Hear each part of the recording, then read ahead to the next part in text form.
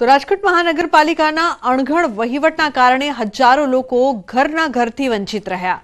મનપાની બેધારી નીતિ અને અધિકારીઓની અણઆવડતના કારણે 14 વર્ષ પહેલા બનેલા આવાસ ફાળવણીના અભાવે ખંડેર બની ગયા છે।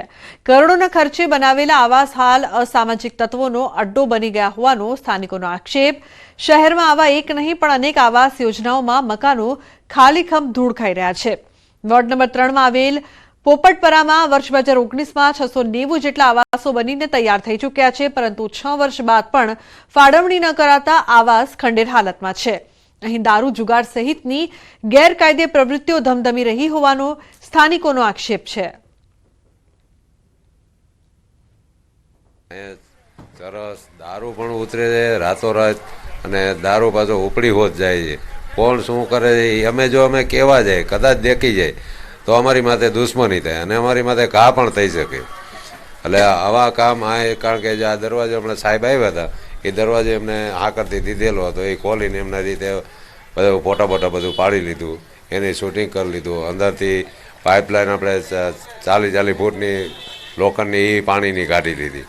અને અહીંયા લાઇટો નથી કરતા। જીબી વાળા આવે છે ને તો કીધું મારે ગેટે લાઇટ કરી દો, તો એક ગેટે લાઇટ છે ને એક ગેટે લાઇટ નથી। તો 9:30 કંઈક વસ્તુ લેવા જવું હોય તો અંધારું ઠેઠ સુધી છે, છત્રપતિ સુધી અંધારું। 700 ક્વાર્ટર ખાલી, એમાં પાઇપ લઈ ગયા, ટાંકા લઈ ગયા, બધી વસ્તુ લઈ ગયા, બારી સિકન કાઢી ગયા। આમાં ક્વાર્ટરમાં હાલતા જઈને જોતા જઈએ, પણ ગાડીવાળાને કાંઈ છે નહીં, ચક્કર મારીને ગાડી વહી છે, કાંઈ જોવે નહીં કોઈ આવી તકલીફ। એટલે એક્ટિવા વાળા છકડા વાળા કાયદેસર અહીંયા ઉભા રહીએ, કાયદેસરનો પાઇપથી માંડીને પાણીના ટાંકાથી માંડીને બધું લઈ જાય છે। અને હજી ત્યાં કે બધા ક્વાર્ટરમાં તમે તપાસ કરો તો દારૂ અંદરથી નીકળે, કોઈક મરેલું નીકળશે અંદરથી, કૂતરાને એવું ચોથા માળથી ફેંકી દે છે મારીને, તો પછી માણસને અંદર રાખ્યા હોયની શું ગેરંટી નથી। આમાં તપાસ કરાવો ને તો બધું નીકળે એમ છે। આમાં દારૂની બોટલથી માંડીને બધી ઉપરથી પાઇપથી ઘા કરીને ફેંકે છે અહીંયા। લોકોને ઘરનું ઘર મળી રહે આ ઉદ્દેશ્ય છે વડાપ્રધાન નરેન્દ્ર મોદીનો, અને તેના જ કારણે વડાપ્રધાન નરેન્દ્ર મોદી અને તેમની સરકાર દ્વારા દર વર્ષે એફોર્ડેબલ હાઉસિંગની સ્કીમ પાછળ હજારો કરોડ રૂપિયા છે તે ખર્ચવામાં આવે છે ને ફાળવવામાં પણ આવે છે। ત્યારે રાજકોટ શહેર ખાતે અંધેરી નગરી અને ગંડુ રાજા હોય આ પ્રકારની પરિસ્થિતિનું નિર્માણ થયું છે। જી હા, આપ મારી પાછળના જે દ્રશ્યો જે જોઈ રહ્યા છો, દ્રશ્યોમાં જોઈ શકાય છે આ દ્રશ્યો છે રાજકોટ શહેરના પોપટપરા વિસ્તારની અંદર આવેલી આ આવાસ યોજના કે જે વર્ષ 2019માં બનીને તૈયાર થઈ ચૂકી છે, પરંતુ આટલા વર્ષ બાદ પણ આજે 600 જેટલા આવાસો છે તેની સોંપણી કરવામાં નથી આવી, અને તેના જ કારણે આવાસો છે તે હાલ અત્યારે ખંડેર જેવી હાલતમાં તબદીલ થઈ ચૂક્યા છે। અને જોઈ શકાય છે કે અહીંયા લોકો છે તે પણ ખાસ કરીને આક્ષેપો કરી રહ્યા છે કે આ આવાસો ખંડેર બની જતા કહી શકાય કે અસામાજિક તત્વોના અડ્ડા છે તે બની ચૂક્યા છે। આ દ્રશ્યો ન માત્ર પોપટપરા વિસ્તારના પરંતુ રાજકોટ શહેરની જો વાત કરવામાં તો રાજકોટ શહેરમાં અંદાજિત 3300 જેટલા એવા આવાસો છે કે જેની ફાળવણી છેલ્લા 10 વર્ષથી લઈને કોઈ 10 વર્ષથી ફાળવવામાં નથી આવ્યા, કોઈ 2 વર્ષથી ફાળવવામાં નથી આવ્યા, તો કોઈ 5 વર્ષથી ફાળવવામાં નથી આવ્યા। સાથોસાથ અહીંયા જોઈ શકાય છે કે કયા પ્રકારની ચોરી છે તે ઇલેક્ટ્રોનિક જે સાધનો હોય છે તેની પણ કરવામાં આવી છે। સાથોસાથ કેટલાક ફર્નિચર છે, કેટલાક ડોર છે તે પણ કાઢી નાખવામાં આવ્યા છે। લોકોનો આક્ષેપ છે કે અહીંયા દારૂની મહેફિલ થઈ છે, દારૂનું કટિંગ થાય છે, સાથોસાથ ગાંજો તેમજ ચરસ સહિતના જે માદક પદાર્થો છે તેનું પણ છે તે સેવન કરવામાં આવે છે। ત્યારે એક તરફ વાત કરવામાં આવે તો ચોમાસાની અંદર વાત કરવામાં આવે તો આજી નદીના જે કાંઠાળાના જે વિસ્તારો છે ત્યાં જે લોકો રહે છે તેને ભારે મુશ્કેલીનો સામનો કરવો પડે છે। પછી તે લલ્લુડી વોકડી હોય કે જંગલેશ્વરનો તવકલ ચોક પાસેનો વિસ્તાર હોય, તમામ લોકો માગણી કરી રહ્યા છે કે તેમને ઘરનું ઘર આપવામાં આવે। સરકાર દ્વારા પણ એફોર્ડેબલ સ્કીમ લાગુ કરવામાં આવી છે। બીજું તરફ કરોડો રૂપિયાના ખર્ચે આવાસ બનાવવામાં આવ્યા છે, પરંતુ આજ દિવસ સુધી આ આવાસોની સોંપણી છે તે કરવામાં નથી આવી। અંકિત પોપટ, ન્યૂઝ 18 ગુજરાતી, રાજકોટ। તો શહેરમાં 5 થી વધુ આવાસ યોજનાઓના મકાન ખંડેર સ્થિતિમાં જોવા મળી રહ્યા છે।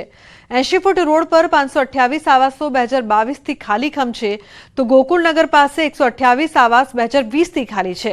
ભગવતીપરામાં 2022માં તૈયાર થયેલા 1538 આવાસની ફાળવણી નથી કરાઈ, તો પોપટપરા વિસ્તારમાં પણ 696 આવાસ વર્ષ 2019 થી ખાલી છે।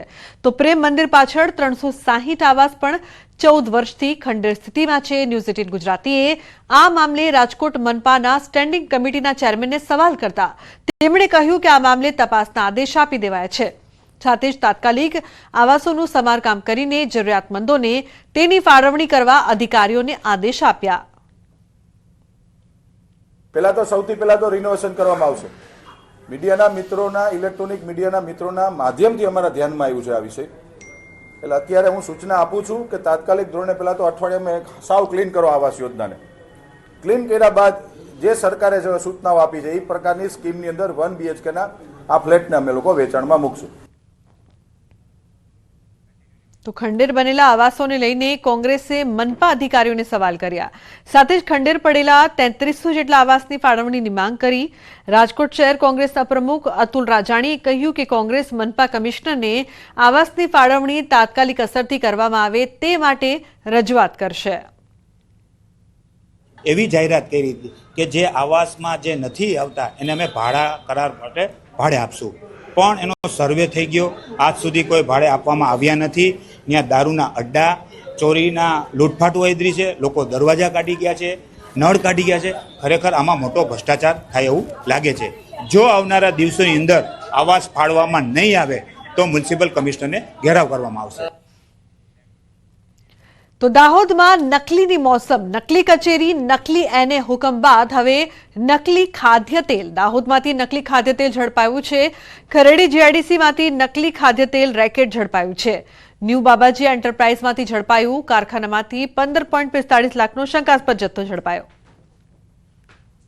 ના ખરેડી વિસ્તારમાં ન્યૂ બાબજી એન્ટરપ્રાઇઝમાંથી શંકાસ્પદ નકલી તેલનો જથ્થો પોલીસ દ્વારા ઝડપી પાડવામાં આવ્યો છે. એસઓજી પોલીસને મળેલ બાતમીના આધારે એસઓજી પોલીસ દ્વારા રેડ કરવામાં આવી હતી અને 1 લાખ ઉપરાંતનો જે નકલી તેલનો જથ્થો છે તે શંકાના આધારે જપ્ત કરવામાં આવ્યો છે. કહી શકાય કે અત્યારે ન્યૂઝ 18ની ટીમ જે છે ખરેડી ખાતે જે ન્યૂ બાબજી એન્ટરપ્રાઇઝ છે ત્યાં આવી પહોંચી છે અને હાલ આપ દ્રશ્યો જોઈ રહ્યા છો કે ત્યાં એન્ટરપ્રાઇઝની આગળ જે તાળા મારી દેવામાં આવ્યા છે.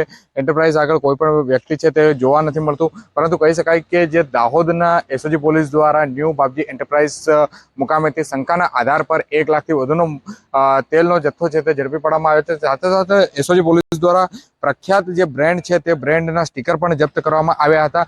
કહી શકાય કે આ જે ન્યૂ બાબજી એન્ટરપ્રાઇઝમાંથી વગર સ્ટીકર લગાવેલા તેલના ડબ્બા પણ મળી આવ્યા હતા અને એસઓજી પોલીસે બાતમીના આધારે સમગ્ર રેકેટ છે તે ઝડપી પાડ્યું હતું. હાલ તમામ જે મુદ્દામાલનો સેમ્પલ લેવામાં આવ્યો છે અને સેમ્પલને FSL માટે મોકલી આપવામાં આવ્યું છે. FSL બાદ જે તમામ તથ્યો છે તે સામે આવશે. તેલમાં કોઈ ખામી છે અથવા તો તેલ જે અન્ય બ્રેન્ડના નામે વેચવામાં આવી રહ્યું છે કે કેમ, અથવા તો તેલ જ નકલી છે, તે પ્રકારનું જે તમામ સ્પષ્ટતા FSL રિપોર્ટ આવ્યા બાદ જ જાણવા મળશે. સૌરભ ગેહલોત, ન્યૂઝ 18 ગુજરાતી, દાહોદ. તો ગીર સોમનાથના વિખ્યાત સ્થળ પ્રાચી તીર્થના વિકાસ કામોનું ખાતમુહૂર્ત કરાયું. ગીર સોમનાથ જિલ્લા